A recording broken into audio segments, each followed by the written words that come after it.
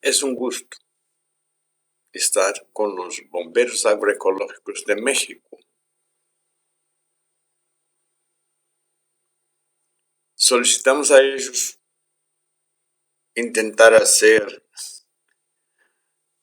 esta presentación en español para facilitar a los campesinos de Latinoamérica un curso que inauguramos con los campesinos y poblaciones tradicionales brasileñas de ancestrales africanos y originales sobre la agroecología. El curso este va a ser innovador porque va a presentar una visión un poco distinta de lo tradicional. Empezamos entonces con una primera imagen. Ustedes ven acá una cosa pero muy común en el mundo, principalmente en Europa en la Edad Media, por las discrepancias entre los muy ricos, la nobleza, y los muy pobres. Esto que ustedes ven a la izquierda era muy común en algunas iglesias, algunos conventos, donde las madres pobres, sin condiciones de tener sus hijos, los ponían en la rueda de los expuestos. Es como una ventana en el convento, la iglesia, donde se ponía un niño o niña. Si cerraba la ventana, accionaba una sineta y allá dentro recibían este niño. Imagínense ustedes el dolor, la tristeza y la ruptura social. Imagínense usted la formación de aquel niño o niña y su vida. La rueda de los expuestos era una forma de solucionar o encubrir con una falsa solución un problema muy serio de la pobreza, de la miseria. Y nosotros tenemos que entender esta situación.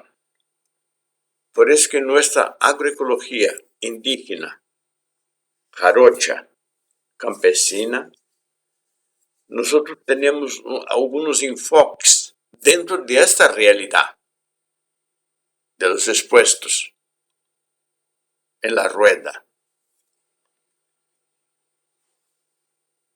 Porque tenemos que observar la presencia simultáneamente con la ausencia, la responsabilidad, la culpa, las apariencias, principalmente entre creencias y Estado.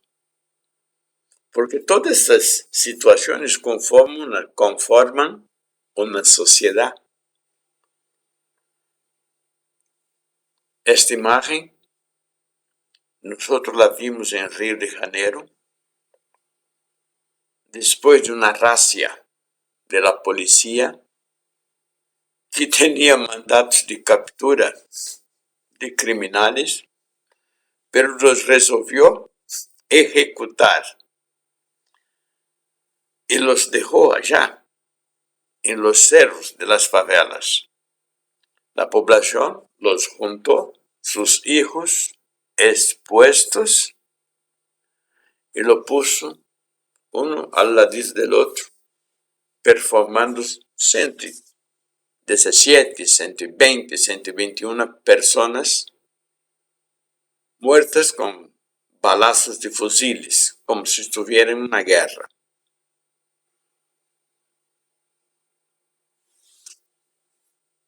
Es una imagen que pasó por todo el mundo. ¿Y cómo vamos a ver eso en un curso sobre agroecología?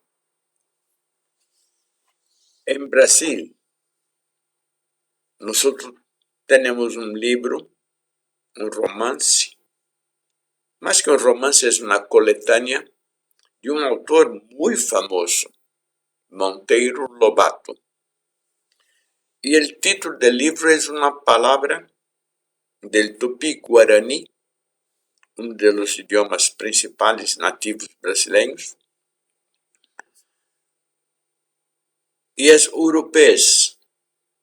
Y el urupés en guaraní tupi es el nombre de una higuera, que es una higuera hemiparásito, que crece sobre los árboles caducos, viejos, y la empieza a sugar su savia. Y a medida que va sugando su savia, va creciendo sobre el árbol y termina por aniquilarla, destruirla, matarla. El urupés es un parásito. Y este libro fue hecho porque en ese libro hay un personaje que representa el brasileño típico del campo, del interior. Nosotros lo conocemos como Jeca, Jeca Tatu. Si fuera a traducir en castellano, diríamos decir que sería Juan Molita o Pedro Molita. Él es tipificado como una persona enferma, ignorante, indolente, que no tiene ganas para hacer nada por su enfermedad. Y esta es la persona en europés comparada a un parásito. Es muy triste esta situación, esta exposición. Él siempre tiene su perrito al lado. Es muy típico eso. Pero ustedes ven esta portada del librito, que hay un nombre abajo, una seta roja, que indica 1973, 35ª edición.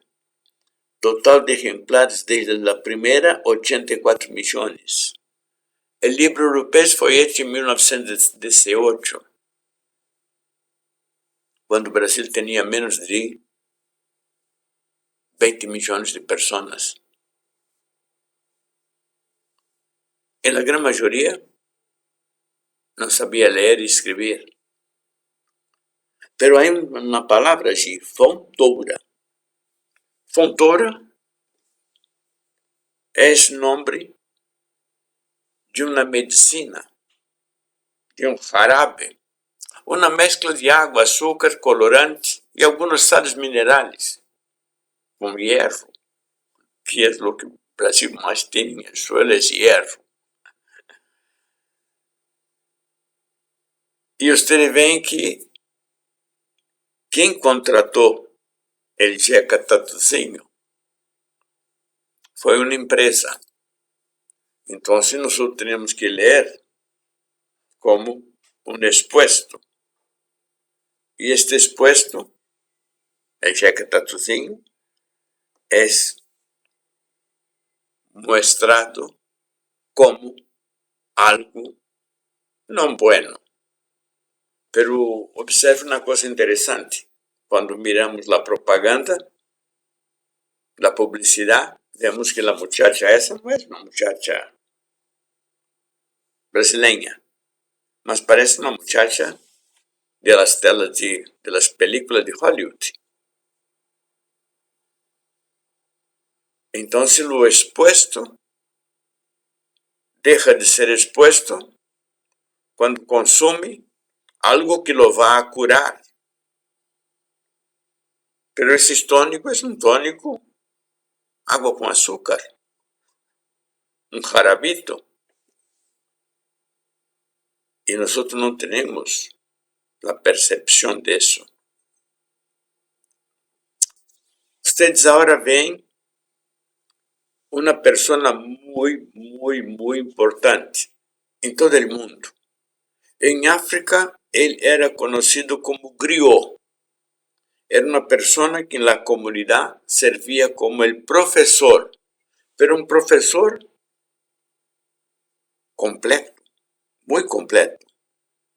Ele, em cada comunidade, tinha que conhecer todos os clãs, todas as pessoas, e a los niños empezava por meio de la oralidade, de la habla, de la canción, de la música, contar a cada niño en la escuela su historia, la historia de sus ancestrales, los tatarabuelos, los bisabuelos, los abuelos, los papás, las mamás, lo que hacían y que dejaron como legado de su vida para aquella comunidad. Los griots son muy famosos porque son cantadores, são poetas, são educadores. Quando os africanos foram capturados allá em África e traídos a Brasil, não vieram griots.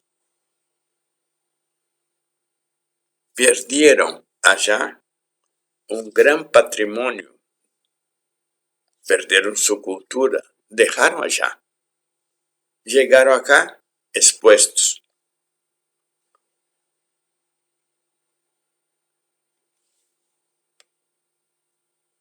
Estos, agora a la izquierda, en la última COVID, son una parte. Son los 16 maestros indígenas de diferentes etnias brasileñas que são como griots. São educadores, são trovadores. Traem sua cultura, traem sua realidade, sua ancestralidade, porque todas as comunidades têm seus maestros que nos ensinam como é a vida, como é a ancestralidade, o que significa cada valor da natureza.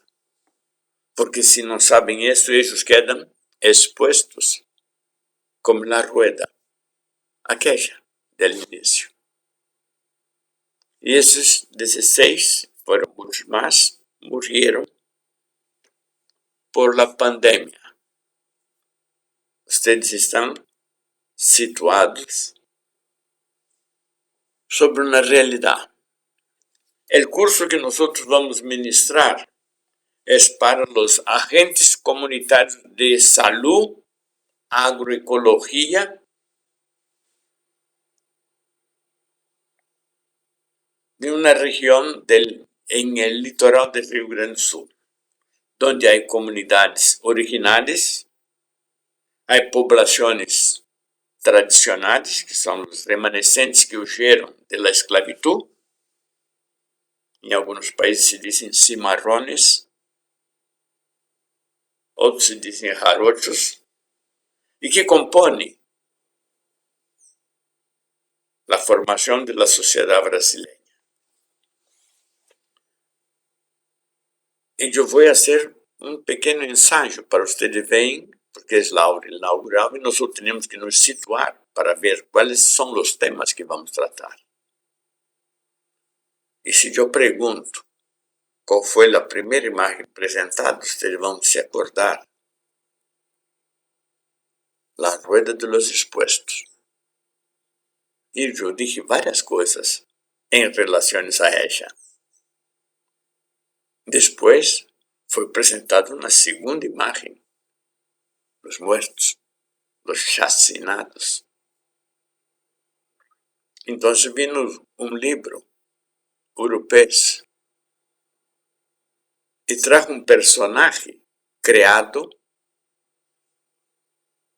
como o problema. E alguém financiou que isso fuera objeto para uma propaganda para vender água com açúcar e colorante.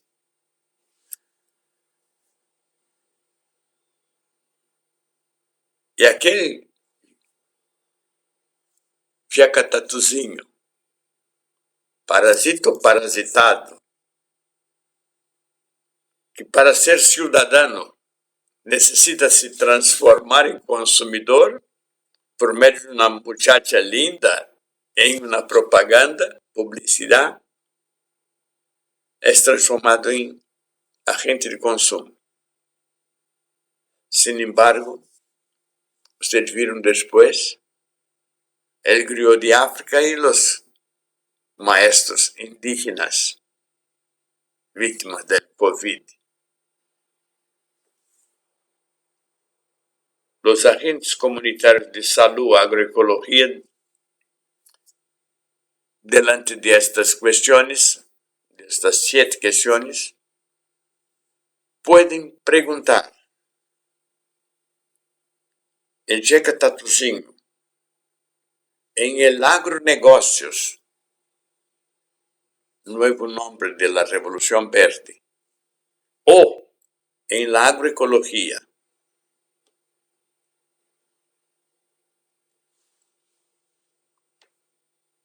podem actuar da mesma forma?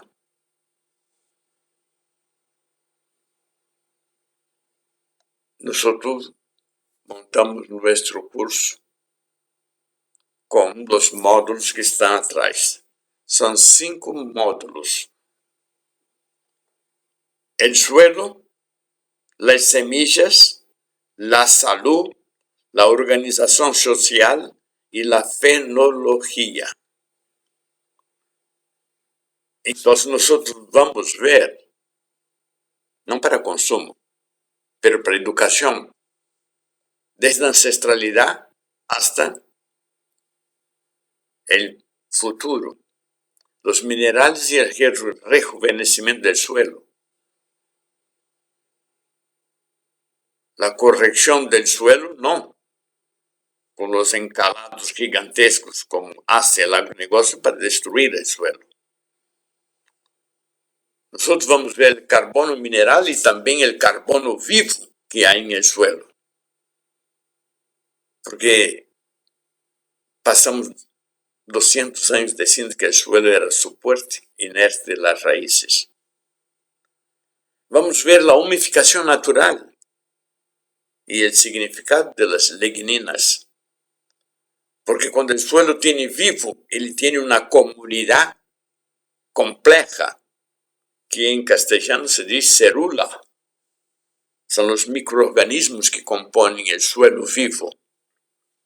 Y ellos hacen con que exista un grupo de adventicias en México, quelites, en una asociación ecológica, en equilibrio entre microorganismos y suelo y las adventicias que vienen arriba.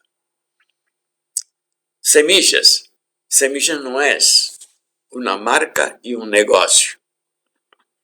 Semilla es un patrimonio cultural identificado con su pueblo de forma ultrasocial. Y cuando hacemos una pelletización con harina de rocas o con harina de rocas y piochar con carbón vegetal o con harina de rocas, polvo de carbón vegetal o polvo de cerâmica, polvo de ladrillos, tenemos una protección contra el desarrollo de enfermedades. No necesitamos consumir el biotónico fungicida que mata microorganismos y inhibe el desarrollo en la sucesión ecológica. Às vezes, en la peletización utilizamos hasta microorganismos para poder ya traer algunos microorganismos campesinos de nuestros bosques para aumentar la diversidad. Lo mismo se hace con los plantines, con las ramas, los manivas, en esta peletización. Sobre la salud, la mejor forma es prevenir y no consumir venenos. Eso es bueno para quien hace el veneno. Para quien no tiene el veneno, tiene la tierra, tiene el trabajo, tiene la organización, tiene ancestralidad, que no está expuesto, lo mejor es tener preparados emergenciales en la propia propiedad. Por eso nosotros desarrollamos biofertilizantes en 1982, 3 y 4. Por eso hoy trabajamos con fermentación dupla y bionanopartículas. No estamos preocupados con la meta ómica de las empresas. La estudiamos sí, para hacer lo contrario. Por eso cuando hablamos de especies reactivas a oxígeno, a nitrógeno, a azufre, no buscamos privilegiar el consumo. En la organización social, ese también es patrimonio, como la identidad, como la historia, como la familia, como el pasado ancestral. ¿No es difícil entender eso? Y cuanto a fenología, fenología es una de las ciencias más importantes en el pasado, porque ella relaciona el clima, el tiempo, el clima y los seres vivos que están en el campo.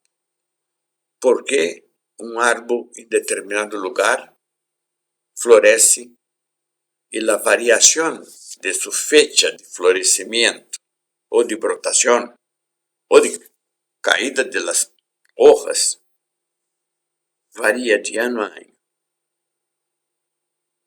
Es porque hay una variación en la temperatura. Y esta variación te permite crear distritos fenológicos, que son importantísimos porque usted puede hacer la predicción, puede hacer la prevención, puede hacer los cuidados y usted no queda expuesto como en la rueda. Esos son los elementos de agroecología. El personaje que usted ve en el medio es un personaje de caricaturas, de fábulas brasileñas, conocido como el amigo del jaguar. Es un personaje muy conocido y fue creado por un dibujante, un artista, porque el amigo del jaguar está siempre con mordacidad y sarcasmo proponiendo las cosas. Y él acá propone, delante de las 10 cuestiones y de los 5 módulos. Hay 2 formas de hacer: elaborar la respuesta de las cuestiones y aplicar los 5 elementos del curso. Una puede ser por medio del dinero y la otra con organización social.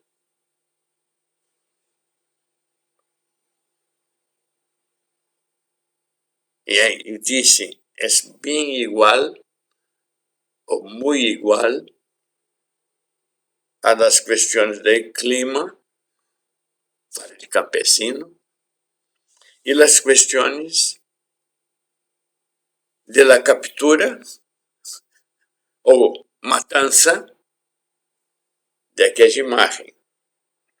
Abajo ustedes ven dos personajes brasileños muy conocidos, dos grandes, y ellos son miembros de la Academia Brasileña de Escritores. El de la derecha es un nativo original, indígena, Krenak, y el otro es un afrodescendiente, afro-brasileño, afro-jarocho brasileño, que es un gran cantante, Gilberto Gil, un gran poeta, y son miembros de la academia. Ellos son orgullo, no fueron expuestos. Por eso el curso busca una agroecología donde el campesino es sujeto, donde su organización es todo. Si el agronegocio quiere hacer con dinero, el problema es de ellos. Entonces, nosotros podemos traer a los agentes comunitarios de agroecología 3 palabras fundamentales, y ustedes lo conocen. Todas las personas saben definir lo que es agricultura. Todas saben lo que es definir salud. Todas saben lo que es definir libertad. Sin embargo, es tan complejas esas 3 definiciones que todos saben lo que es, pero no se animan, porque son tan complejas que quedaría siempre faltando algo. Entonces ustedes ven que nuestra agroecología sabemos lo que es agricultura, lo que es salud y lo que es libertad. Y es eso que nosotros vamos a buscar en este curso. Por eso, tierra y libertad con salud es lo principal que Diego de Rivera y Frida Kahlo nos enseñan en este mural bellísimo. Si queremos entender bien las cosas, vamos a buscar allá en 1606, cuando en Londres es creado the Virginia London Company. ¿Y qué es la Virginia London Company? Es la primera producción de tabaco en América del Norte hispánica para romper el monopolio de los españoles y portugueses en el comercio de una planta nativa y cultivada y cultuada en América por los nativos, el tabaco.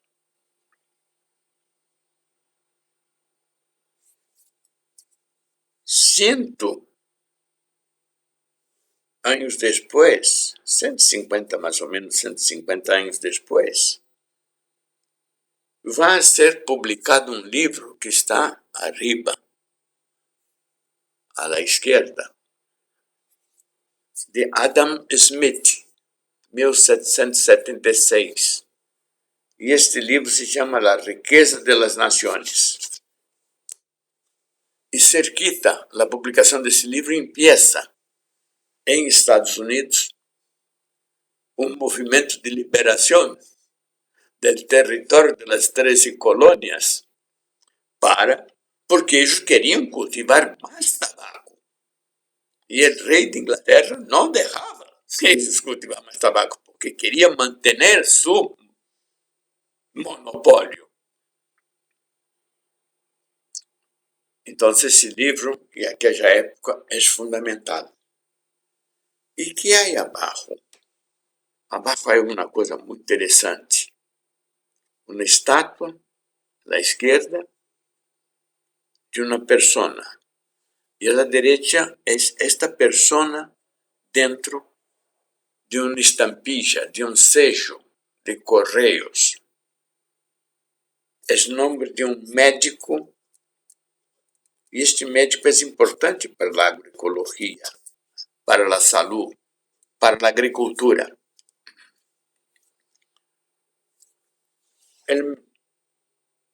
Ele nasceu em 1752, antes do livro, 20 anos quase, antes do livro.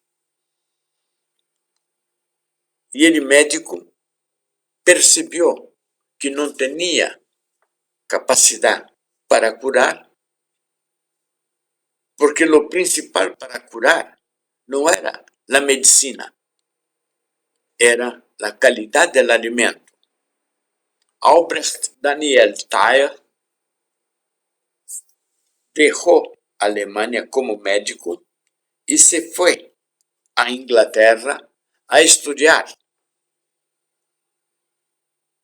a agricultura. E retornou à Alemanha como um agrônomo. Dicen los alemanes que es el primer agrónomo alemán. Él tiene más de 30 estatuas por el país. Se quedó muy famoso porque él predicó, enseñó a hacer una agricultura. Es interesante eso porque la Inglaterra tenía la escuela. Porque en Inglaterra, los campesinos habían ya desaparecido, expulsados de la tierra por los nobles, casi 300 años antes. Y ellos precisaron crear escuelas para enseñar agricultura para aquellos que volvían a la actividad. Eso no ocurrió en Alemania, pero en Alemania también los campesinos estaban en servidumbre. Y cuando se está en servidumbre, se está expuesto, como en la rueda. Y al estar expuesto en la rueda, ellos pierden valores de conocimiento ancestral, de relaciones entre tierra y humano y sociedad.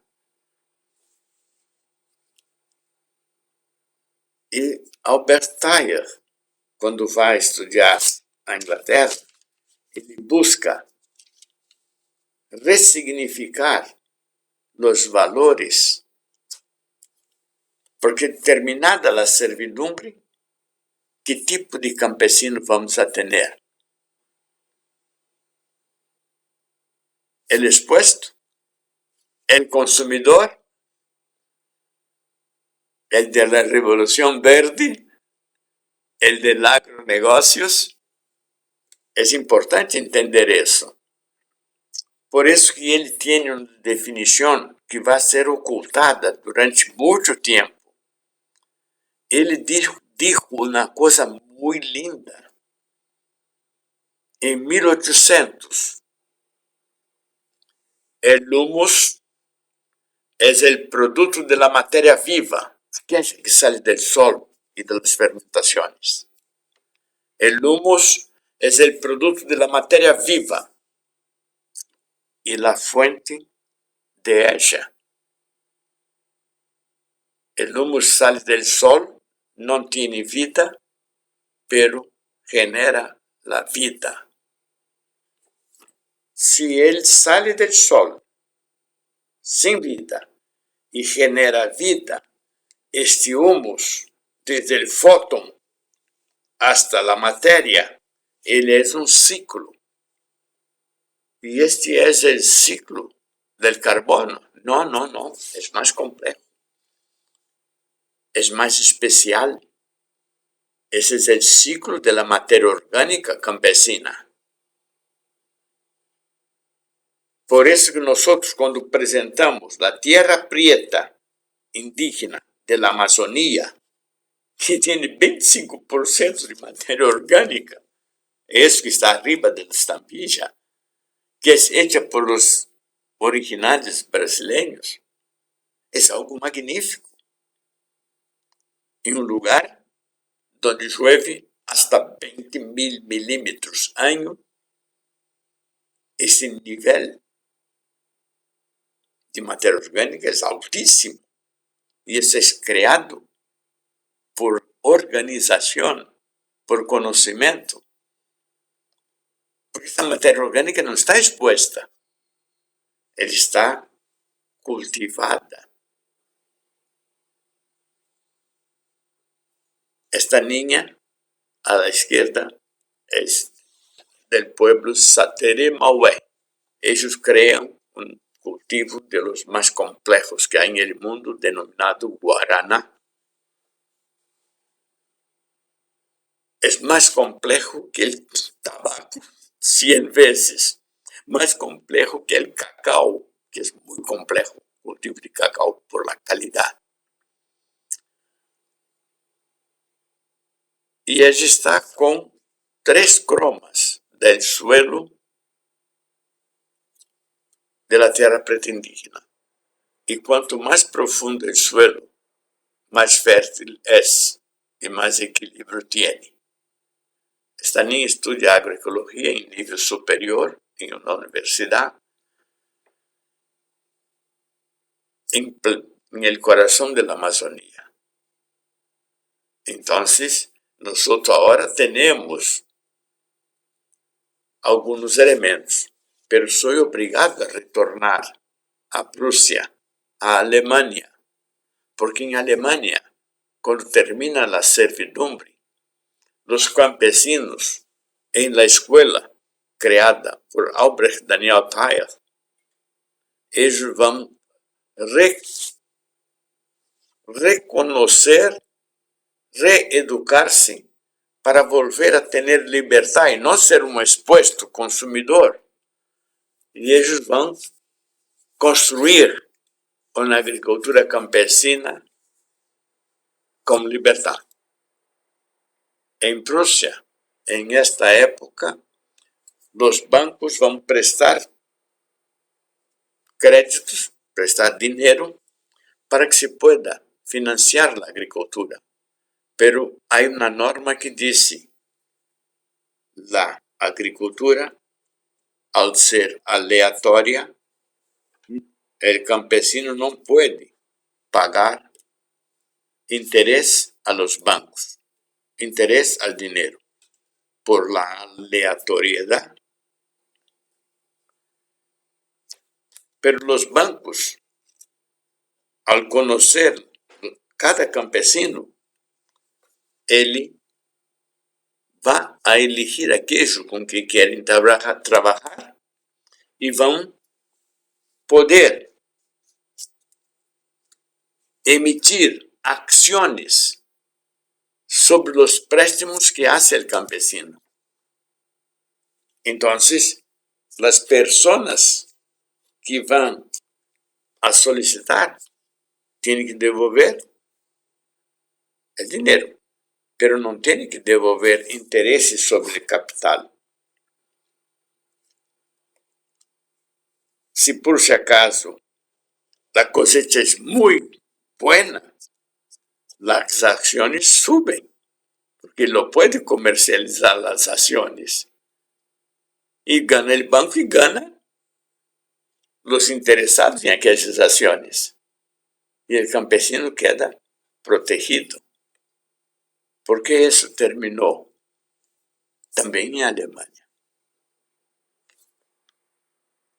¿Y por qué usted no conoce el ciclo de la materia orgánica campesina? Ni nunca oyó nombrar de Albrecht Daniel Thayer. Bueno, este señor, a la izquierda en el recuadro, es Justus von Liebig. También es alemán. También vivía en Berlín. Este señor es muy conocido en el mundo, porque él va a inventar, va a crear la agricultura industrial moderna. Pero antes, él va a crear el leche nido. El leche nido no es hecho con leche humana. Leche nido es hecho con leche de vaca. debería ser bueno para un ternero, un becerro, no para un niño. Pero ojo, que la publicidad y propaganda cambió la leche materna y lo sustituyó por la leche de vaca industrial, no por organización social o por necesidad, sino para ganar dinero. En el mundo, la leche materna casi desapareció, fue prohibida por esas empresas y por su propaganda. Y nosotros conocimos la muerte, la exposición, la rueda y todos los problemas que hubo en salud. Judson Limby también creó el NPK. Primero, él empezó a estimular la compra de huesos para producir fertilizantes a partir del hueso. Después, hizo mineración de fósforo para sustituir. El NPK pasó a ser la base de la agricultura, de la propaganda y de los negocios en la agricultura.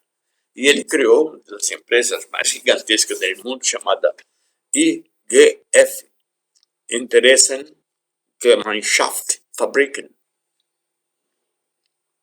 Y el cuadro de los señores idosos es un cuadro alemán que tiene el nombre de Consejo de los Dioses. Son los directores del IGF. Porque esses señores percibieron que la agricultura podría subsidiar, financiar la industria. Y la industria más cara y difícil era la industria militar. Y ellos crearon una puerta dupla de va y viene, donde la agricultura usaba lo mismo que servía para la guerra. Y eso se transformó en el tiempo. Por eso hablamos tanto de fertilizantes químicos y no hablamos de materia orgánica. Y hoy discutimos clima sin saber lo que hicimos en el suelo, en la vida o de dónde salió el cáncer.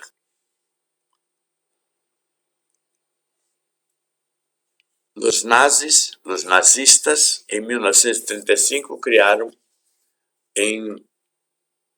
un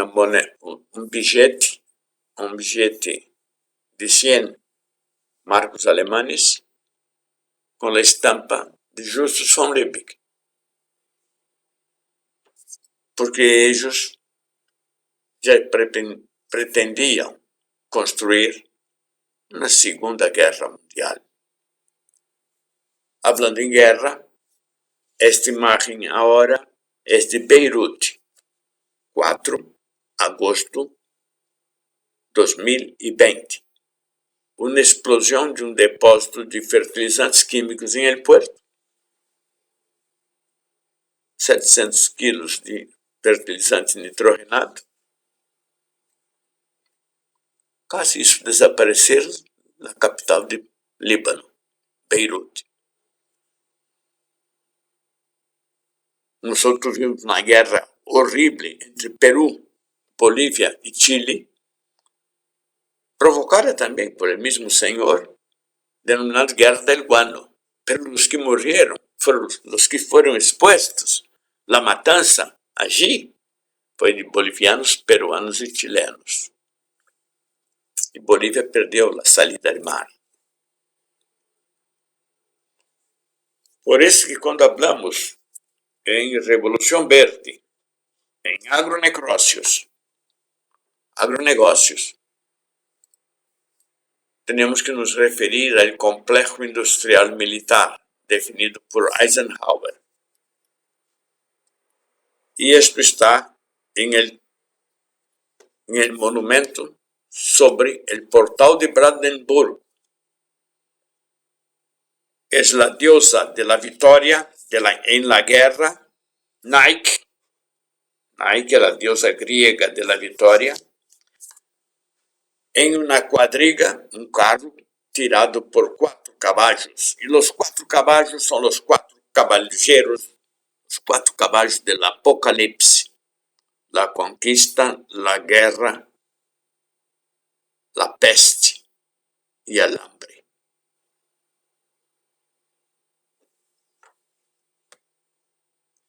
Entonces nosotros ahora podemos empezar a entender un poco sobre la vida, la evolución de la vida en nuestro planeta. Desde allá atrás, donde es creada esta vida, en aquel rayo, donde es formado el Sol del sistema solar, formada la Tierra. Esta Tierra que tiene una superficie, una epidermis, y esta epidermis es el suelo. ¿Y cómo es formado el suelo? ¿Y quién forma el suelo de la Tierra? Los 90% de los suelos de este planeta son formados por una cosa bellísima, magnífica, que es una unión, una conjugación, una simbiosis de 2 seres vivos distintos. Uno que utiliza la energía solar para hacer su fotosíntesis y producir energía, alimento. Y el otro que hace parte de la simbiosis, que es un hongo heterotrófico que no realiza fotosíntesis, pero que descompone materia orgánica de tierra, y esta simbiose permite construir todos los suelos del planeta conforme el clima, conforme el bioma, conforme la altitud, conforme el pantano. Pero ahora la ciencia descubre que hay un tercer elemento en esta simbiosis, que son las leveduras. Y las leveduras, ella es quien hace la catálisis, la unión del ser autotrófico, cianofícias, clorofícias, con el hongo. Hay un tercer elemento, esta levedura. Entonces ustedes ven que los suelos y la evolución de los suelos y la conformación del clima es muy importante en esta evolución, porque nosotros vamos a tener un patrimonio, que es la domesticación de las especies, y ese teosíncle va a se transformar en maíz.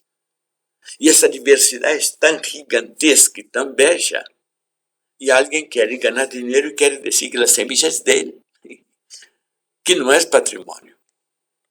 Y nosotros somos obrigados a aceitar aquello como una norma militar impuesta. Entonces nosotros tenemos que construir eso. Por eso que hoy en las biotecnologías, en las metaómicas, una cosa es patrimonio, otra cosa es la rueda de la exposición. Una cosa es la propaganda, otra cosa es la educación y la cultura. Entonces, la cuestión ahora de la agroecología no está en disputa, no es disidencia, es restauración. Por eso, si ustedes quieren estudiar líquenes, es muy lindo. Tardaríamos aquí mucho tiempo para traer todos los líquenes, porque los líquenes pueden resistir temperaturas de menos 60 grados, menos 90 grados Celsius. Y pueden resistir hasta 60, 70 grados de temperatura Celsius. São altíssimamente resistentes. Sin embargo, são muito sensíveis a la contaminación y al envenenamiento, a la exposición. Então, esses são estratégicos para a vida. São grandes indicadores de qualidade do ambiente. Por isso que vocês em las montanhas veem os árvores cobertos de líquenes, por sua saúde. Se queremos volver à obra de Daniel Thayer, vamos buscar a civilização egípcia. Allá arriba, en la montaña sagrada del Kilimanjaro, vemos que escurre el agua en las faldas y arrastra el humus. En la garganta del río Nilo, mucha velocidad. A lo largo, pierde la velocidad y se deposita ese humus en las márgenes y allí está la fertilidad, la riqueza, la cultura. Y ahí ustedes van a ver las diferentes épocas. Por eso que el Nilo empieza primero acá, cerca de la foz. Y después va creciendo conforme la tecnología y la civilización va se desarrollando. Eso es el humus, el transcurso del humus a lo largo del río, se depositando al llegar al mar y formar los manglares, que son formados por humus del suelo. En el cuadro, abajo a la izquierda, se le ven partículas de arcilla, clay, partículas minerais de arcilla. Son partículas muy chiquitas, muy finas, muy finitas, un polvito. Menores son las proteínas y los virus. Y menores aún, en una escala 1000 a 10.000 veces menores, son las partículas de ácidos húmicos, la esencia de la materia orgánica. Entonces, cuando ustedes ven eso, los físicos costuman decir, la partícula más importante para la vida son las partículas húmicas. Ácido fúlvico y matomelánico, ácido húmico gris, húmico castaño. Y ellos se coagulan cuando llegan al mar porque ellos floculan en agua salada. ¿Por qué nosotros no aprendimos así para consumir ahora la metabómica? Entonces, todos sabemos, en todos los países, que en 1965, 1 kilo de urea aplicado a un campo de arroz producía 11 kilos. 30 años después, en 95, el mismo kilo producía 3 kilos de arroz. Ótimo, se aumenta el consumo de urea, diría la propaganda. La proyección era que en 2025, el mismo kilo de urea produciría 300 gramos de arroz. Por eso murió la Revolución Verde y nació el agronegocios.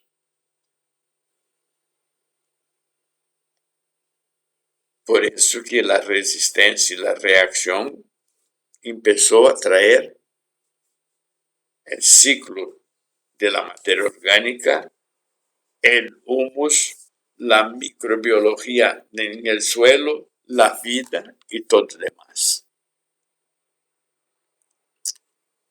En Brasil, cuando empieza la Revolución Verde, primero se implanta una dictadura militar empresarial, solo de empresas internacionales, que destruyeron un gobierno que buscaba hacer las transformaciones sociales y la organización social.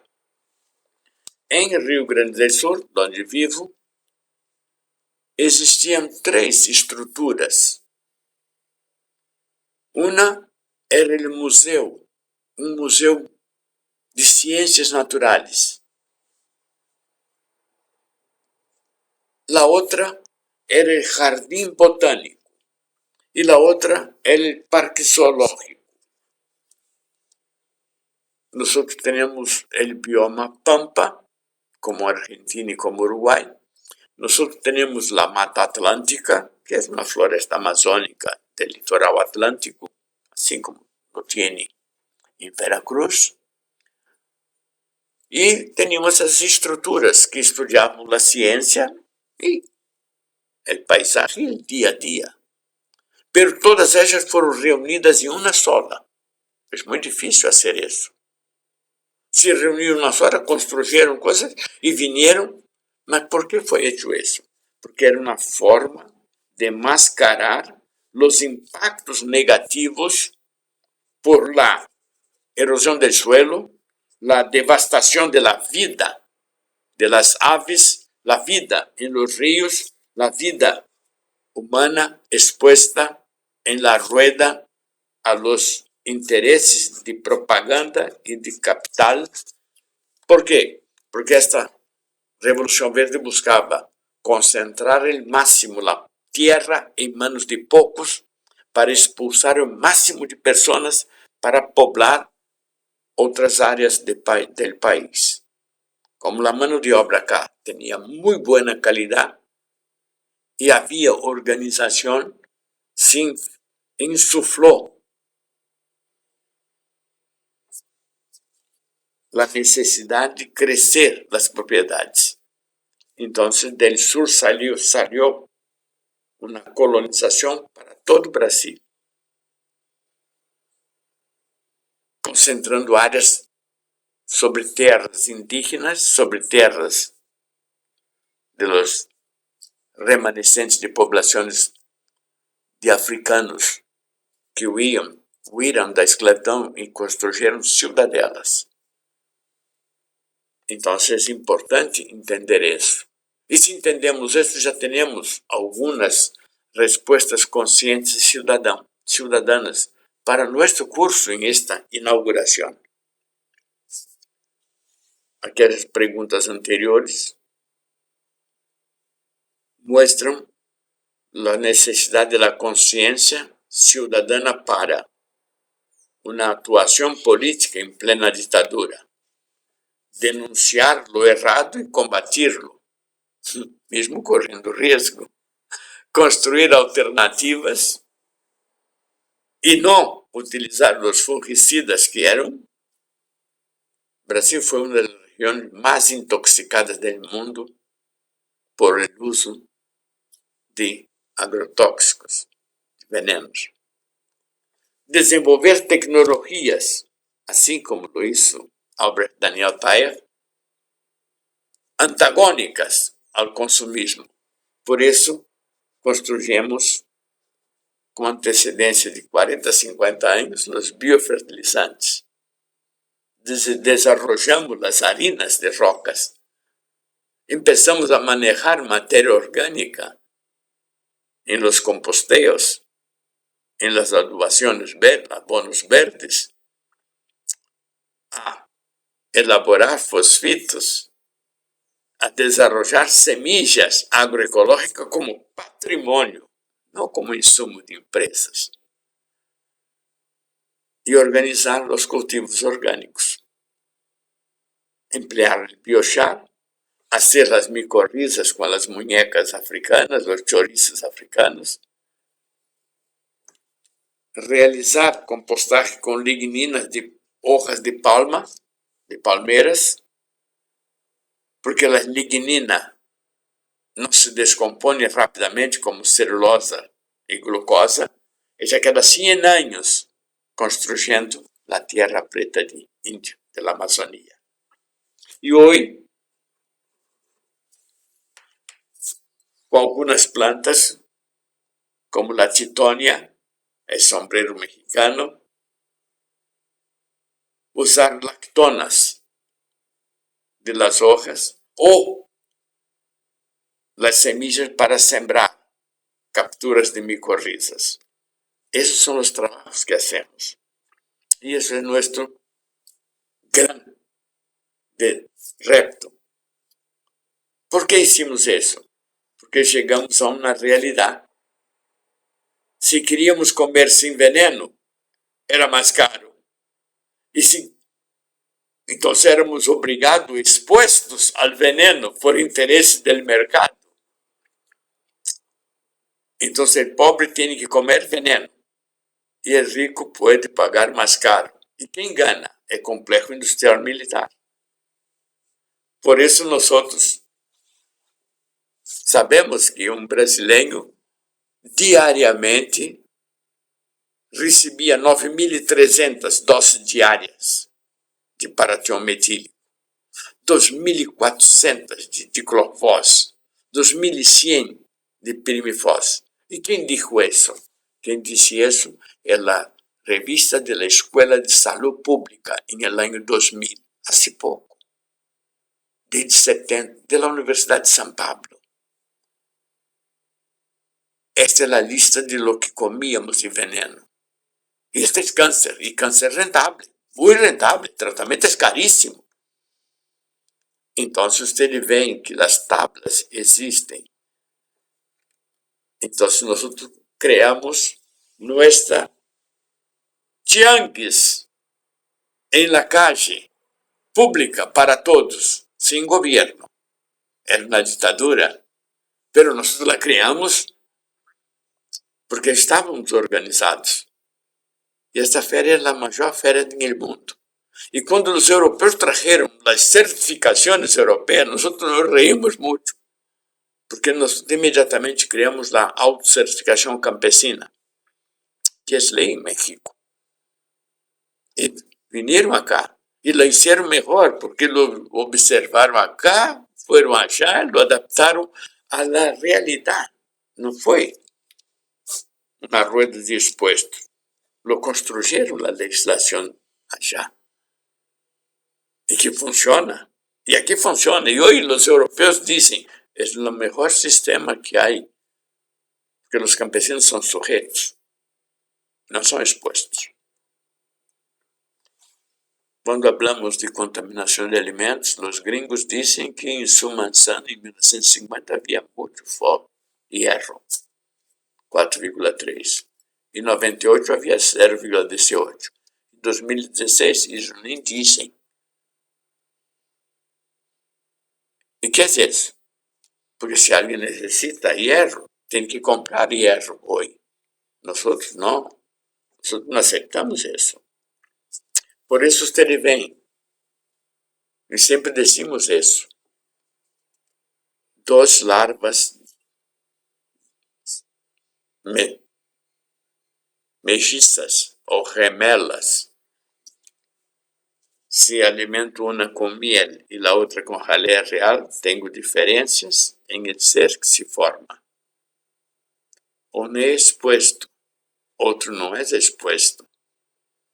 Então, em la jalea real, tenho um ser fértil que vai viver 5 anos. E na outra tenho um ser estéril que vai viver 60 dias. O pior é que há alguns que querem que nós comamos uma mel industrial hecha com enzimas e matéria-prima de granos de cereais. Caro é a marca. No mundo é assim. Pero por isso que decimos que para os niños na escola, en la comida de la escuela, lo mejor es comer jalea real. Es una escuela pública brasileña. Y esa es la gran. ¿Y por qué no dicen eso? ¿Por qué no se puede decir eso en la televisión? Porque en el Congreso hay gente que es contra eso. Hubo un gobierno contra eso, de un loco, que ahora está condenado a la prisión. Entonces nosotros necesitamos entender eso. ¿Por qué? Porque acá esos muchachos ingresaron en el curso de agronomía. La mascarilla para que preservar la persona. para que no sean reconocidos. Ellos hicieron la prepa, entraron a la universidad y fueron a visitar el órgano de extensión rural. Y allá les dieron un dulcecito. Una empresa le puso una playera y la playera está escrito menos amor, más glifosato, por favor. Menos amor, más Roundup, por favor. ¿De quién es la enajenación? ¿Del gobernador? ¿De la empleada de la escuela? No, eso no es alienación, eso es corrupción. Alienación es de los muchachos que no saben qué camisa es esa, qué playera es esa. Entonces ustedes tienen que entender eso. Por eso, observe que voy a traer un elemento nuevo, porque no se puede hacer las cosas sin base en la ciencia. La nicotina es un veneno que hay en la hoja del tabaco. Es una sustancia que tiene efecto muy fuerte sobre el cerebro. Un muchacho en Estados Unidos en 2003, enero de 2003, ele conseguiu um emprego, saiu do serviço militar, foi trabalhar e foi trabalhar em um supermercado, onde havia uma hamburgueria em um supermercado, em Michigan. E ele foi chamado a atenção por não saber freír os hambúrgueres e no dia seguinte ele comprou um pesticida à base de nicotina e lo mesclou à la carne, a carne molida, para ser hambúrguer. Resultado, as pessoas comeram esse hambúrguer, 92 indivíduos intoxicados.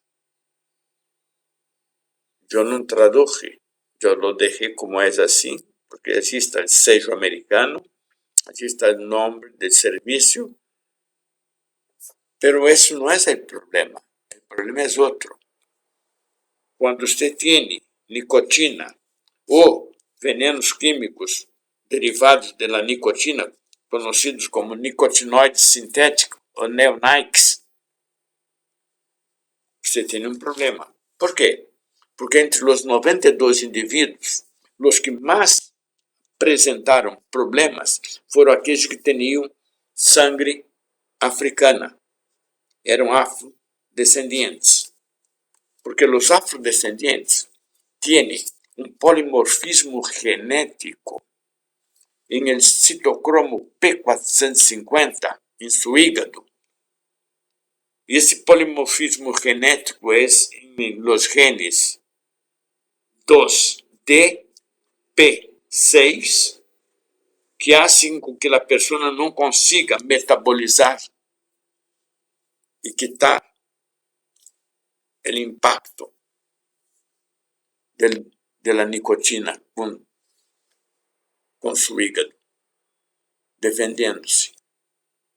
Então, isso é muito grave. Em uma população brasileira, onde mais de 55% tem mescla com ascendentes africanos,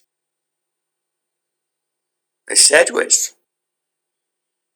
Porque nós não sabemos isso. Nadie sabe isso. Então, por que isso é ocultado? Por que isso não é explicitado?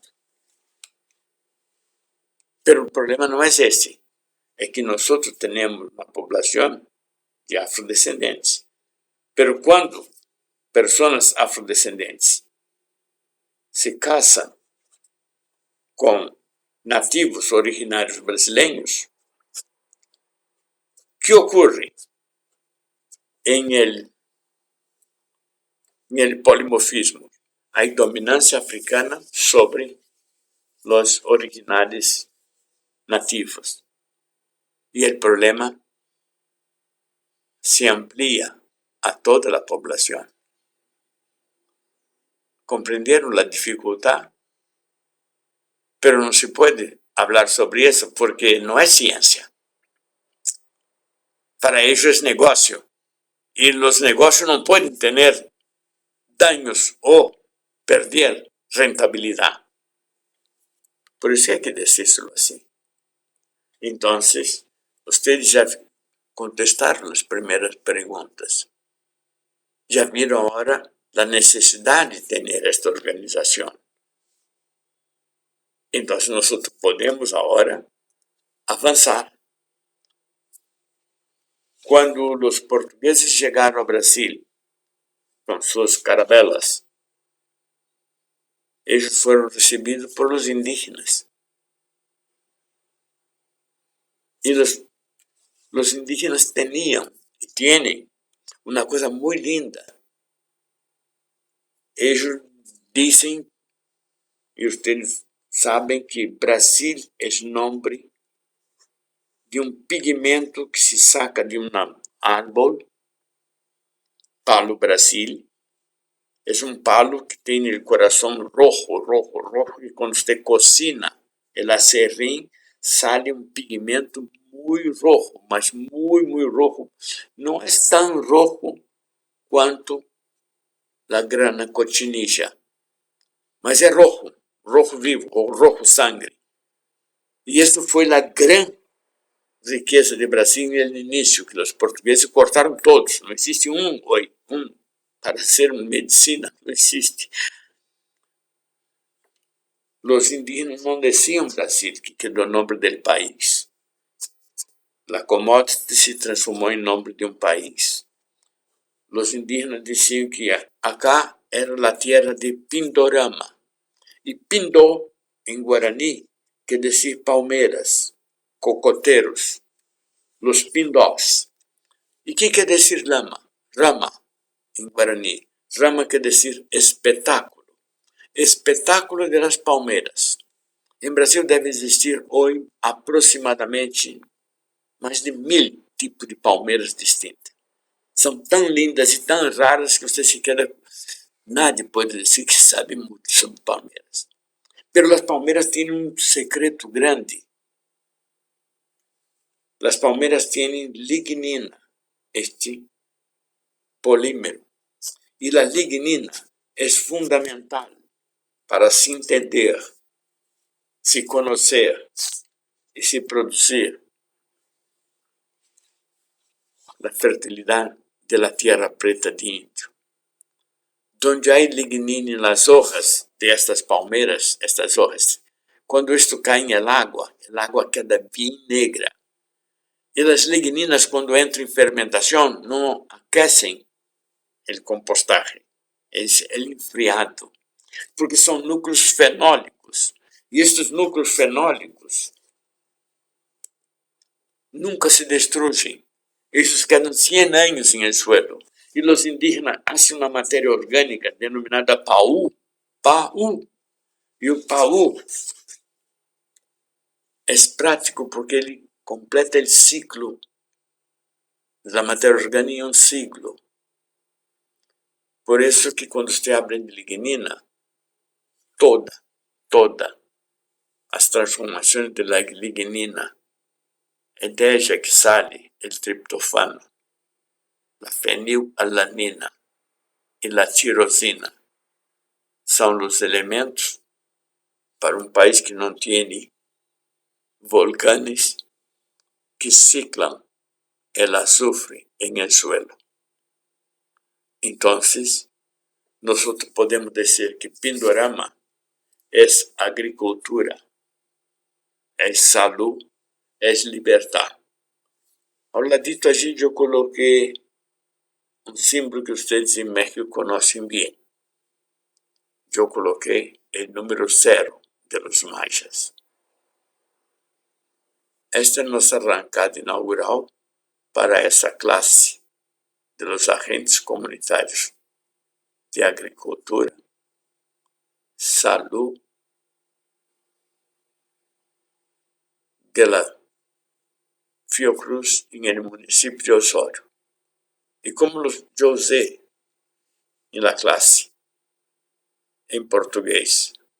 El uniforme de los bomberos agroecológicos. Los bomberos agroecológicos de México me pidieron que lo hiciera en castellano. Yo me ofrecí. Y acá está para ustedes. Buen provecho. Buena lucha. Gracias.